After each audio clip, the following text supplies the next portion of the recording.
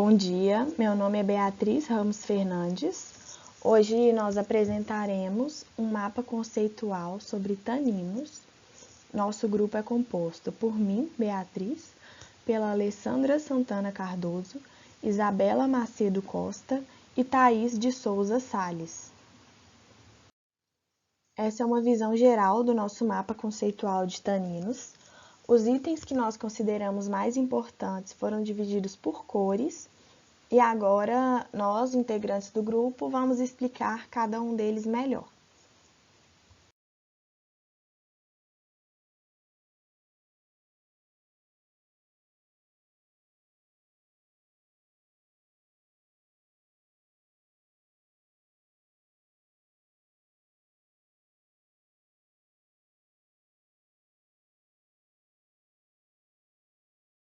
Com relação às características principais dos taninos, eles são substâncias fenólicas poliméricas, são solúveis em água, sua massa molecular costuma variar entre 500 e 3.000 Daltons, e eles são considerados abundantes na natureza, uma vez que estão presentes em quase todas as famílias vegetais e em diferentes órgãos das plantas. Com relação à sua classificação, ela pode ser realizada de acordo com os tipos de núcleos fenólicos, e eles podem ser classificados em taninos complexos, hidrolisáveis e condensados.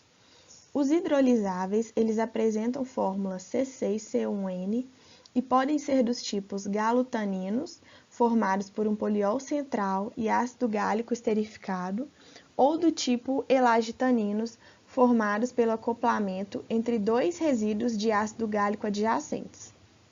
Já com relação aos taninos condensados, eles podem ser classificados entre tipo A e tipo B, sendo o tipo B o mais comum deles.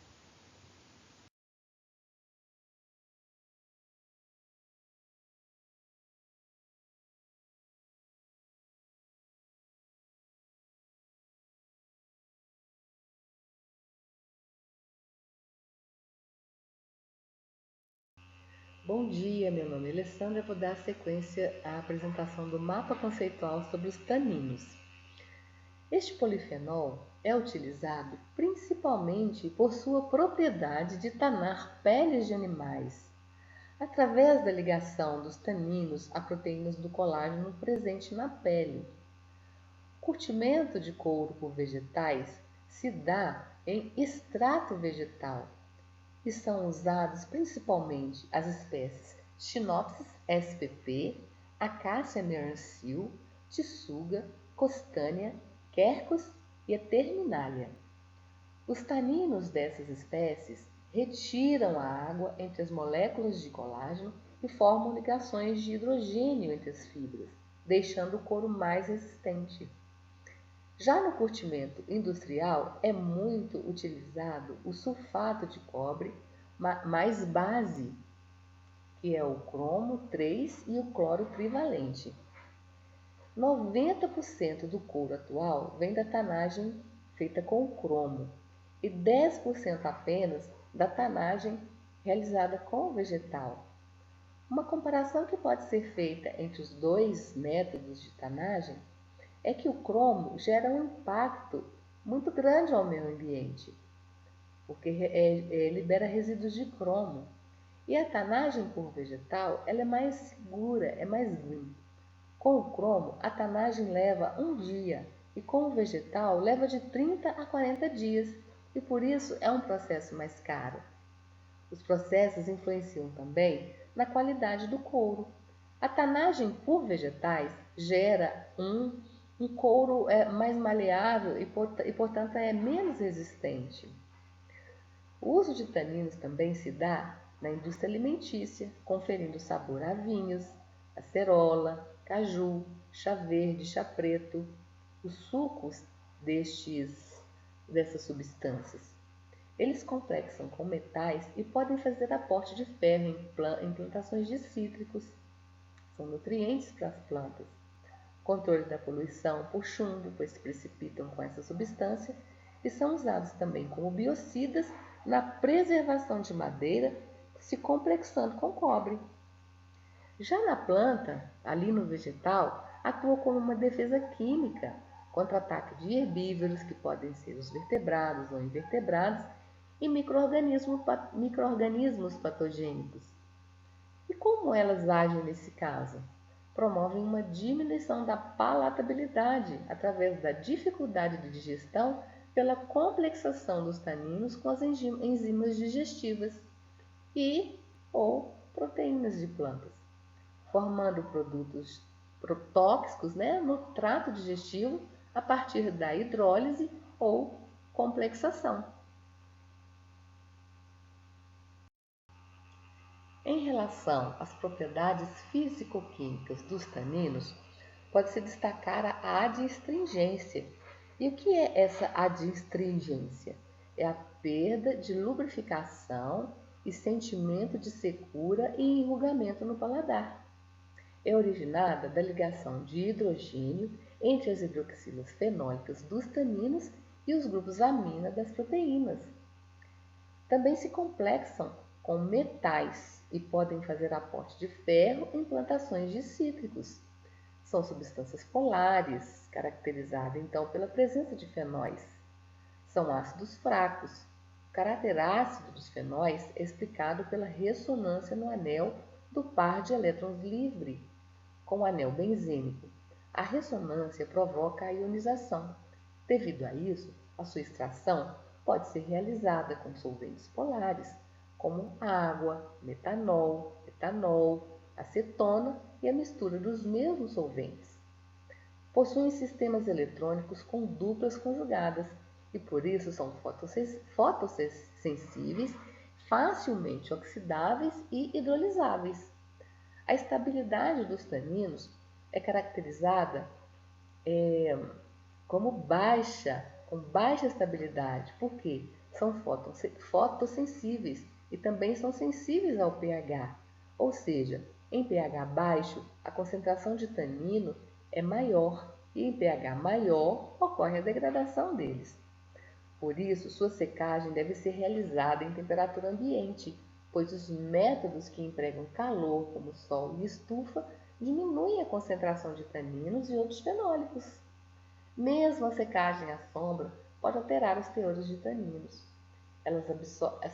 Os taninos absorvem luz no ultravioleta num comprimento de onda de 254 nanômetros e, por isso, são pigmentos. Para a identificação de taninos, pode-se fazer a avaliação da adstringência em uma solução de gelatina, isso porque a prolina do colágeno forma uma ligação de hidrogênio com a hidroxila fenólica do tanino, formando um precipitado claro. E os taninos também formam um complexo com metais e se precipitam. Os taninos condensados formam uma solução de cor verde e os hidrolisáveis uma solução de cor roxa. Em misturas, o precipitado tem a cor escura. Também pode ser avaliada a precipitação dos taninos com os alcaloides, utilizando uma solução de cinchonina, cafeína ou estricnina a 1 ou 2%. A vanilina a 1% é usada principalmente para os taninos condensados. A vanilina da baunilha é um aldeído aromático que reage por adição com o anel aromático do tanino condensado e forma um derivado de coloração vermelha. E, por fim, pode ser feita a reação ácido-butano. A antocianidina formada pode ser detectada como manchas de cor rosa, vermelha ou violeta após a exposição a vapores de amônia. Já para fazer o doseamento de taninos, é feito um doseamento dos fenóis totais, utilizando a reação de óxido-redução, que é inespecífica. Para fazer o doseamento dos taninos especificadamente, usa-se o pó de pele, que é um agregado proteico, no qual apenas os taninos se ligam. Sendo assim, realiza-se uma avaliação de fenóis totais e subtrai-se a avaliação do pó de pele, para sabermos os taninos totais. Outros métodos quantitativos que podem ser feitos é a reação ácido-butanol e vanilina.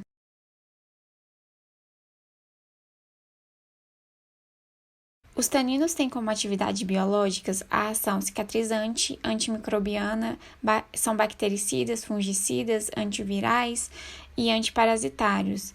e também possuem ação antioxidante e, por isso, podem prevenir câncer, esclerose múltipla, aterosclerose e processos de envelhecimento em geral, e são utilizados para tratamento de diarreia, insuficiência cardíaca, reumatismo, hemorragias, feridas e queimaduras, problemas estomacais, renais, do sistema urinário em geral e processos inflamatórios. Agora vamos falar um pouco sobre as plantas que são ricas em taninos. A aroeira é bem conhecida e possui outros nomes populares como a guaraíba, a araroeira da praia, a araroeira comum, a araroeira do campo e a araroeira do sertão. A parte utilizada da planta são as cascas e as folhas. Ela é nativa do Brasil e possui várias funções. Ela é utilizada como adstringente, tônica, para o tratamento de problemas de pele, febre e reumatismo. Os seus marcadores químicos são os taninos, ácido gálico e catequina, e flavonoides, a luteolina, camferol e quercetina. A farmacopeia determina um teor mínimo de 8% para taninos totais e 0,20% do ácido gálico. Estudos pré-clínicos demonstram a atividade antimicrobiana da planta, anti-inflamatória, anti-úlcera e antioxidante. Além disso, ela está presente na RENAME, que é a Relação Nacional de Medicamentos Essenciais. Além da aroeira, nós temos a amamelis. A parte da planta utilizada são as folhas e o córtex. Ela é encontrada em bosques úmidos nos Estados Unidos e no Canadá. Possui um diverso campo de emprego na área cosmética, para o tratamento de hemorroidas, para problemas de saúde, mordidas e ferroadas de inseto. É um medicamento tradicional e o seu uso tradicional é para aliviar inflamações de pele e ressecamento, aliviar coceira, queimação associada à hemorroida. É utilizado também como enxaguatório bucal e gargarejo para alívio de pequena inflamação das membranas mucosas da cavidade oral. Estudos pré-clínicos demonstram que a planta auxilia na repressão de formação de radicais superóticos. Auxilia também no tratamento de herpes simples tipo 1 e também atua como protetor solar. A farmacopeia determina um mínimo de 3% de taninos totais expresso em pirogalol. Temos também a espinheira santa. A parte utilizada da espinheira santa são as folhas. Ela possui diversos usos no tratamento de leucorreia, diarreia e anti-inflamatória. Os marcadores químicos são as taninos, epicatequina e catequina, os flavonoides quercetina e camferol, alcaloides, terpenoides, fitoesteroides, ácidos fenólicos, saponinas, resina, mucilagem e alguns sais minerais. Estudos pré-clínicos demonstram que a espinheira santa ela atua na atividade antiúlcera. Ela possui algumas contraindicações. Não deve ser usada durante a gravidez, lactação e em crianças menores de 6 anos. Há indícios que o uso de espinheira santa causa redução do leite materno.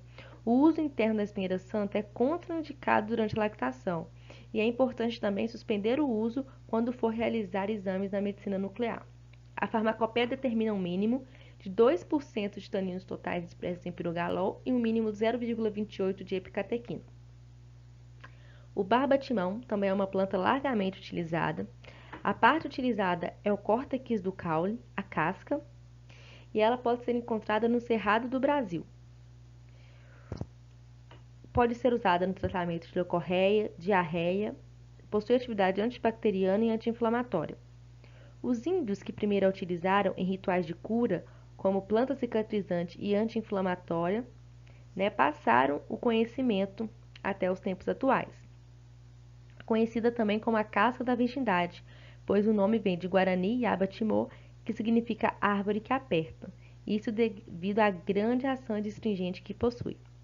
A farmacopeia determina um mínimo de 8% de taninos totais expressos em pirogalol. Possui algumas contraindicações, quando há necessidade de exsudação por meio de drenos ou de forma espontânea.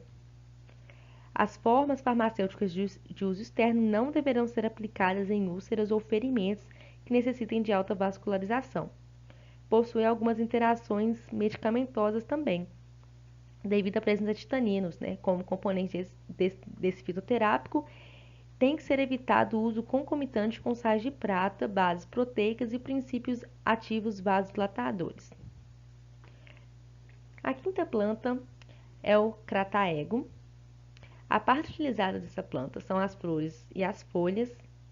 Pode ser encontrado em países de clima temperado e possui usos relacionados com problemas cardíacos e estresse. A farmacopeia alemã determina um teor mínimo de 0,7% em flavonoides totais. O teor de procianidinas oligoméricas e flavanotereóis chega a cerca de 3%. Estudos pré-clínicos demonstram que o crataego possui ação no músculo cardíaco, aumenta o armazenamento e a permeabilidade de CAOS2+, em organelas celulares. Isso aumenta a força de contração e o fluxo coronariano. Estudos clínicos demonstram potencial emprego para a insuficiência cardíaca. A planta também possui algumas precauções no uso. Não é recomendado para crianças e adolescentes menores de 18 anos. Quando tornozelos ou pernas ficarem inchados, quando houver dor na região do coração que pode se espalhar para os braços, abdômen superior ou a área ao redor do pescoço, um médico ou um profissional da saúde qualificado deve ser consultado imediatamente.